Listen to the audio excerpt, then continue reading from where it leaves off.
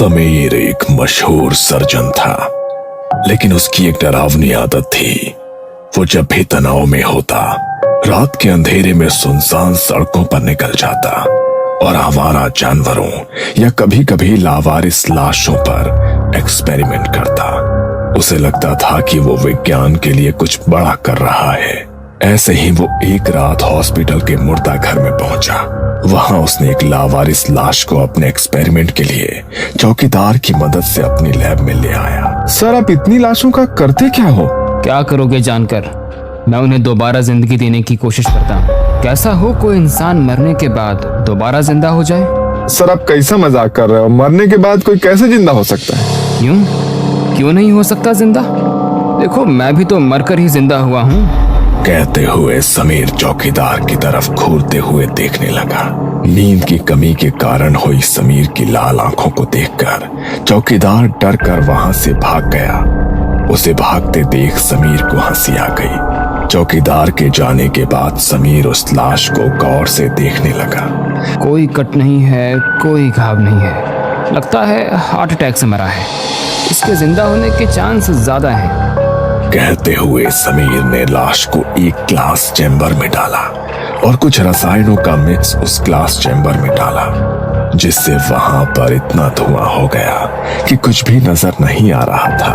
अचानक सफेद धुआं काले धुएं में बदलने लगा और लाश में कुछ हरकत होने लगी। धीरे धीरे धुआं खत्म हुआ तो लाश ने आंखें खोली। ये देख समीर की भी आंखों में चमक आ गई। उसने उस लाश को ग्लास चैम्बर से बाहर निकाला तो लाश कोई रिस्पॉन्स नहीं कर रही थी। मेरा एक्सपेरिमेंट सफल हो गया था, मगर अब ये लाश रिस्पॉन्ड क्यों नहीं कर रही है? मैंने खुद देखा था, ये लाश जिंदा हो गई थी। अपने इस साइको एक्सपेरिमेंट के असफल होने पर समीर बुरी तरह से बौखला गया था। उसे हर हाल में लाश को जिंदा करना था। तुम ऑलरेडी 2 बार मर चुकी हो, अब मेरे किसी काम की नहीं। तुम भी डिकम्पोज होने के लिए मेरी लैब से बाहर निकलो। कहते हुए समीर ने उस लाश को अपनी लैब से बाहर फेंक दिया। जैसे ही लाश लैब के बाहर हुई, उसकी आंखें खुल गईं। वो खड़े होकर लैब की खिड़की से समीर को देख रही थी। उसके चेहरे पर रहस्यमयी मुस्कान थी। कुछ समय ऐसे ही बीता। समीर का पागलपन अब हद से ज्यादा बढ़ चुका था। लाश जिंदा नहीं हो रही थी तो वो अब इंसान की कांच में दिखने वाली परछाई से क्लोन बनाने की कोशिश कर रहा था। बस एक बार ये एक्सपेरिमेंट सफल हो गया तो दुनिया में मेरा नाम हो जाएगा और परछाई आईने से बाहर निकल नई जिंदगी जिएगी। वो लगातार आईने में दिखने वाली खुद की परछाई के साथ एक्सपेरिमेंट करता रहता था। उसे यकीन था कि आईने के दूसरी तरफ भी एक दुनिया है। कुछ दिन और उसके एक्सपेरिमेंट आईने की परछाई का क्लोन बनाने के लिए चलता रहा और फिर एक दिन समीर आईने के सामने खड़ा होकर हंसा। लेकिन जैसे ही उसने आईने में अपनी शक्ल देखी, उसका खून जम गया। आईने में दिखने वाला समीर हिल नहीं रहा था। वो बस खड़ा होकर असली समीर को घूर रहा था और उसके हाथ खून से सने थे। मैं सही था। आईने के उस पार भी दूसरी दुनिया है जहां हमारे जैसे ही लोग हैं। हमारी परछाई अब वो क्लोन बनकर बाहरी दुनिया में आएगी। समीर बहुत खुश हुआ। उसे लगा उसका एक्सपेरिमेंट सफल हो गया, मगर ये तो सिर्फ एक शुरुआत थी। कुछ देर बाद समीर अपनी लैब से बाहर निकला तो लैब में एक अलग ही हलचल शुरू हो गई। वहां कई सारी परछाई घूम रही थी, मगर ये सब होने के अगले कुछ दिनों में समीर की जिंदगी नरक बन गई।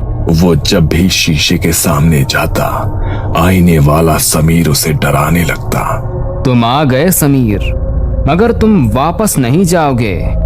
तुम भीड़ में भी मेरे साथ अकेले होगे। नहीं, तुम ऐसा नहीं कर सकते। मैं कुछ भी कर सकता हूँ। मैं तुम्हें खत्म भी कर सकता हूँ या फिर अकेला भी। कहते हुए वो जोर जोर से हंसने लगा। कभी वो अपना गला काट रहा होता तो कभी समीर के करीबियों की तस्वीरें जला रहा होता। आईने की इन हरकतों से अब समीर बहुत डर चुका था। उसने सोच लिया था कि ये सब कुछ खत्म करना होगा। उसके लिए वो आईना तोड़ देगा उसने एक भारी हथौड़ा उठाया और पूरी ताकत से आईने पर वार किया। आईना चकनाचूर हो गया। अब तुम कभी वापस नहीं आ सकते। मैं ही तुम्हें लेकर आया था और मैंने ही तुम्हें हमेशा के लिए खत्म कर दिया। Goodbye forever. कहते हुए समीर ने राहत की सांस ली, लेकिन तभी उसने महसूस किया कि उसके खुद के शरीर से खून बह रहा है। उसने नीचे देखा, उसके पेट पर ठीक वैसा ही घाव था जैसा उसने आईने में अपनी परछाई को देते देखा था। तभी उसे बेसमेंट के कोने से वही फटी हुई आवाज सुनाई दी। उसने मुड़कर देखा तो वहां कोई आईना नहीं था। वो कांच की एक पारदर्शी दीवार बन चुका था। दूसरी तरफ खड़ा समीर मुस्कुरा रहा था और इस तरफ समीर फर्श पर पड़ा तड़प रहा था। उसके पेट पर घाव गहरा था, लेकिन अजीब बात ये थी कि उसे दर्द से ज्यादा खुद पर गुस्सा आ रहा था। दीवार के दूसरी तरफ खड़ा समीर उसे अनदेखा कर दूसरी ओर मुड़ने ही वाला था कि उसे एक आवाज सुनाई दी। तुम्हें क्या लगता है कि तुम मुझे इस तरह चोट पहुंचाकर मुझे रोक लोगे? तुम्हें मैंने बनाया है और मैं ही तुम्हें मिटा दूंगा। उसकी बातें सुनकर आईने वाला समीर रुका और उसने उसे पीछे मुड़कर देखा। समीर अब तड़प नहीं रहा था, वो उठकर खड़ा हो गया था। उसके घाव से गिरता खून फर्श पर काला पड़ चुका था। समीर की आंखों की पुतलियां पूरी तरह से सफेद हो चुकी थी। समीर ने कांच पर एक जोरदार मुक्का मारा। उस कांच के टुकड़े उड़कर समीर के चेहरे पर जाकर धंस गए।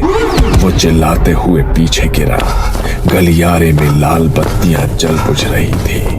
समीर ने देखा कि हर कमरे में उसके जैसे कई लोग मौजूद थे, लेकिन वो इंसान कम और मांस के लोथड़े ज्यादा लग रहे थे।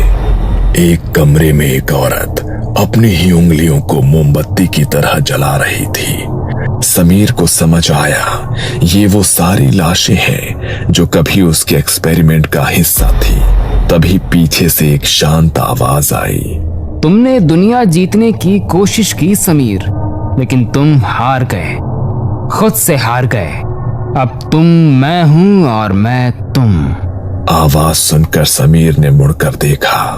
वहां उसके सामने एक और समीर खड़ा था, बिल्कुल वैसा ही, बिना किसी घाव के, साफ सुथरे सफेद कोट में। नहीं, ये सच नहीं हो सकता। मेरे मन का भ्रम है ये। तुम आजाद नहीं हो सकते। मैं तुम्हारी वो परछाई हूं जिसे तुमने आईने में देखा था। तुमने सोचा था कि तुम मुझे खत्म कर दोगे, लेकिन नहीं, बल्कि तुमने मुझे आजाद कर दिया। अब तुम इस लैब के अंधेरे में रहोगे और मैं तुम्हारी जगह दुनिया में सर्जन बनकर राज करूंगा।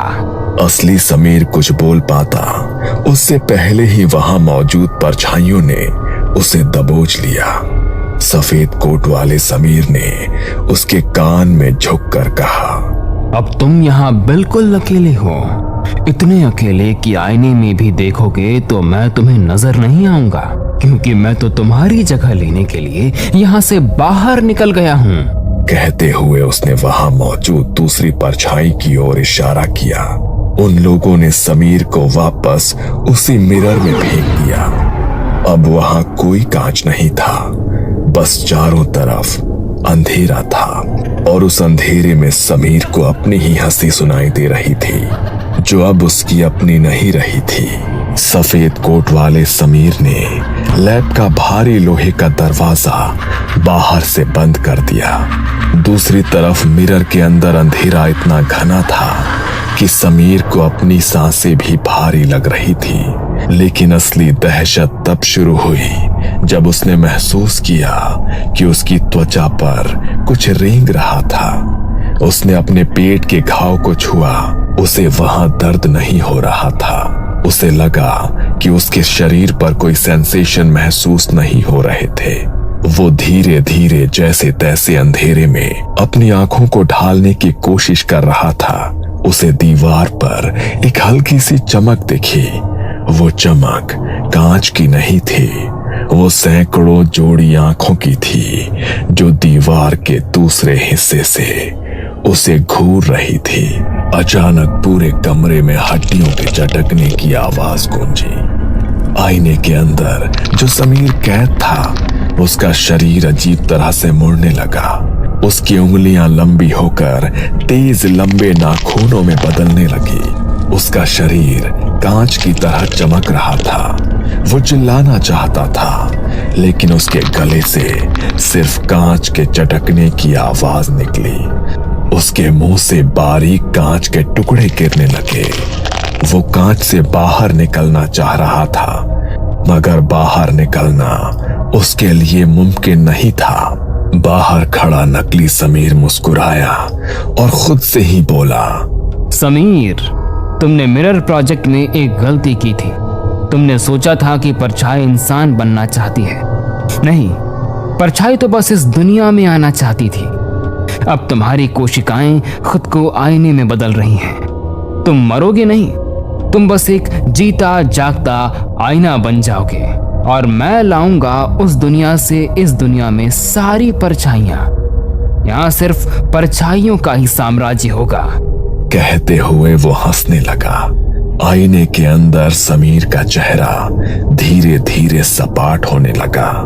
उसकी नाक, कान और होठ गायब हो गए। उसकी पूरी खाल एक चमकदार चांदी जैसी सख्त परत में बदल गई। वो अब एक इंसान नहीं, बल्कि एक बड़ा सा कांच बन चुका था, जो दीवार पर चमक रहा था, पर तड़प रहा था। नकली समीर मुस्कुराते हुए समीर के पास आया। उसने तड़पते हुए कांच के समीर का हाथ पकड़ा और उसे दीवार की तरफ खड़ा कर दिया।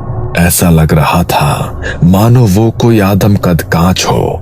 नकली समीर बहुत देर तक उसे देखते हुए हंसते रहा और फिर उसके पास जाकर बोला, अब देखो मैं क्या करता हूँ। कहते हुए जैसे ही नकली समीर ने उस जीते जागते आईने में अपनी शक्ल देखी, आईने के अंदर से असली समीर बाहर निकलने के लिए चीख रहा था। नकली समीर ने एक सर्जिकल ब्लेड निकाला और अपनी कलाई पर एक गहरा कट लगाया। हैरत की बात यह थी कि खून नकली समीर की कलाई से नहीं, बल्कि उस आईने रूपी समीर की कलाई से निकल रहा था। अब तुमने यहाँ से निकलने की कोशिश की तो तुम अपने आप को ही चोट पहुंचाओगे और तुम्हें तकलीफ होगी। अब ना तो तुम जी सकते हो और ना ही मर सकते हो। असली समीर अब मर भी नहीं सकता था। वो अनंत काल के लिए एक ऐसा आईना बन चुका था जो हर उस जख्म को महसूस करेगा जो उसकी परछाई बाहर की दुनिया में करेगी। नकली समीर लैब से बाहर निकलता है और अपनी अगली सर्जरी के लिए मुस्कुराता है। पीछे सेल में वो आईना दीवार से चिपका हुआ खून के आंसू रो रहा है, लेकिन उसकी कोई आवाज बाहर नहीं जा सकती, क्योंकि आईना आपको सच दिखा सकता है, सच बता नहीं सकता।